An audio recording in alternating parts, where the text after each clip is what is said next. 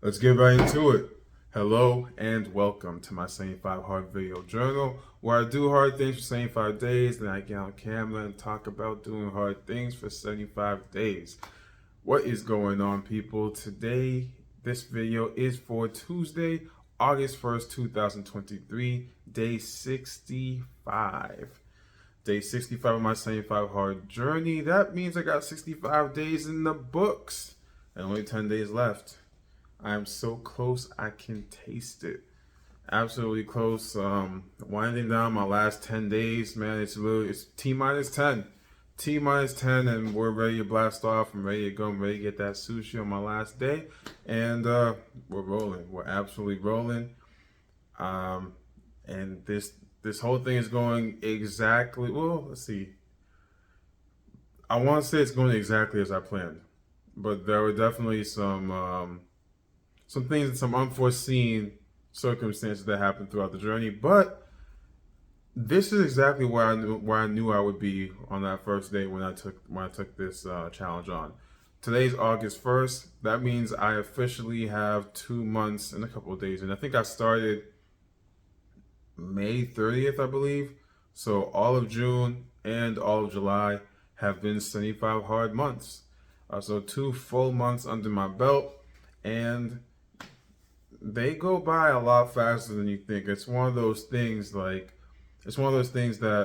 when you're going through it, it may seem slow and whatnot, but as you look back, it just all went by so fast. The last 2 months have gone by like this, and I've gotten a lot better in my lifts. I've gotten better in calisthenics. I've gotten better in Muay Thai. My running has definitely improved. So we're seeing improvements all across the board, and that's exactly where I wanted to be at this stage. I'm very happy where I've come, but the job is not done. The job is not finished. We still got 10 days to go, and we gotta bang this out, because if not, I'm starting over from day one.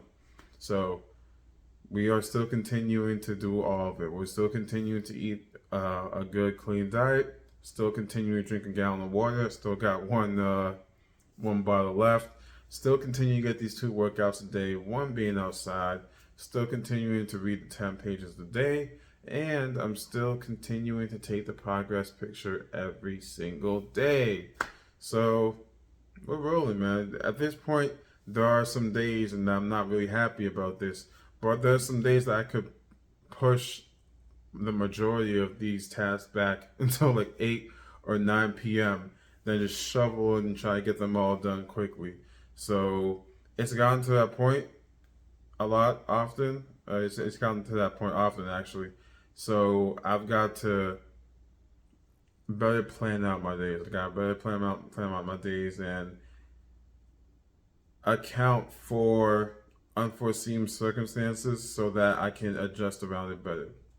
But hey, it's all a process.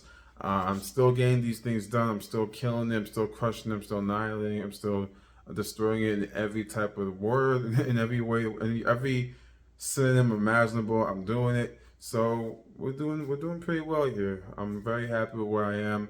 Very happy with where I'm going. So, um, one thing that I've read in my book, I'm still reading How to Win Friends and Influence People, which is a funny thing about that book is I forgot his name, Manson.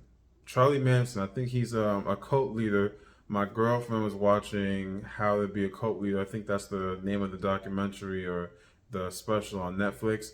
And Charlie Manson, I think, correct me if I'm wrong, I think his name was Charlie Manson, but he was a cult leader, and apparently he took a lot of the principles from How to Win Friends and Influence People to use to basically build up his cult following. So, with that said, when I'm done with this book, I will be starting my own cult. I'm just kidding. I will not be starting my own cult, but that's just something that's very interesting.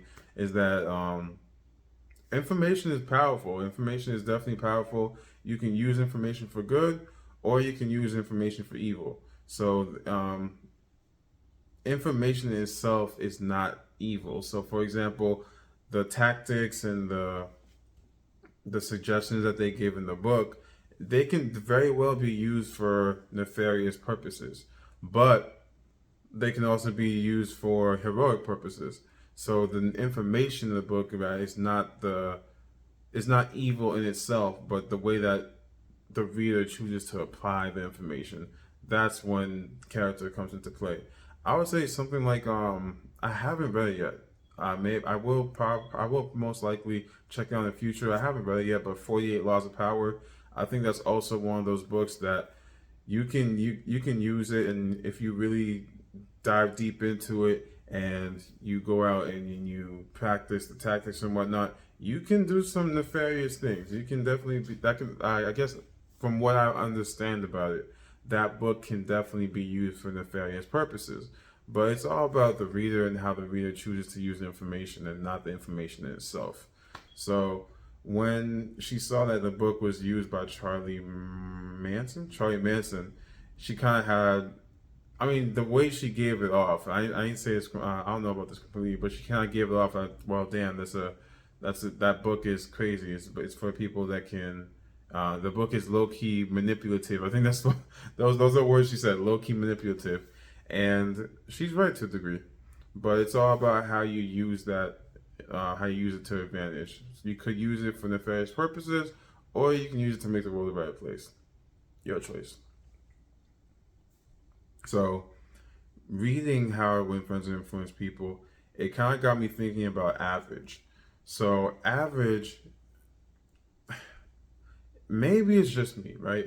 Maybe it's just me, but average to me is not average. Average to me is mediocre. Average to me is not living up to potential, because average in almost every sense of the word is not enough. It's definitely not enough.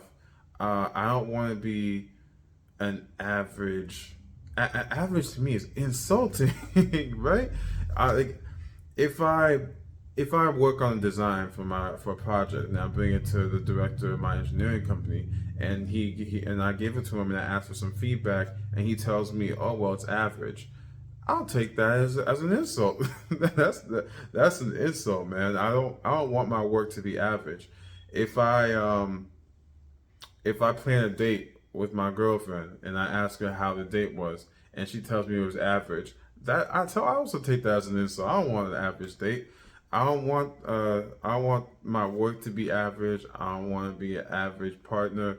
I don't want to be an average spouse. I don't want to be an average business partner. I don't want to be I don't want to make an average income. I don't want to be I don't want to have average health. Average health in the United States of America is not healthy, the least bit. The average American is obese and eats the standard American diet, which is terrible for you, and that's average. So why would I want to be average? So average to me is definitely an insulting word. I do not want to be average. I don't think I've ever wanted to be average. I've always strived to become the best that I could become, and the best that I could become is always above average. There's no way to slice it. There's nothing that I can't work hard towards and not progress to a point that I'm above average in that particular in that particular thing that I choose to work at. There's just no way, because average is just so easily attainable. That's why it's average, because easily attainable. So all I gotta do is put a little bit of work, and then average becomes above average. So with that said, I don't want to be average. The average person can't complete the 75 hard challenge, right? The average person won't even try to complete it. The average person, even if they were to try it, that's exactly what they would do. They would try it. They say, you know what, I'll try it. They won't start from the beginning and say, I'm going to complete this challenge. They'll say, I'll give it a try. That way, that as soon as they start, they have an out. As soon as they start, they have an out to get out of it. As soon as they start, they say, well, you know, I know it's only been 2 weeks into it, but I said I was just going to try it. I didn't say I was going to do it. But for me, when I first started off, I said I was going to finish this thing. I didn't want to start over. I didn't want to stop. I was told myself I was gonna get this done, and now here I am, 65 days later, 65 videos in, 10 days away from this stepping stone. It's not just a goal; it's a stepping stone. Like this is not the end goal at all. This is just a beginning of a beginning. This foundation level, y'all, and this stepping stone for me is gonna feel good. It's gonna feel absolutely amazing. But the reason why is because I chose not to be average. And I'm always going to choose not to be average. If there's any path that one's average, the other one is not average, I'm taking the not average one.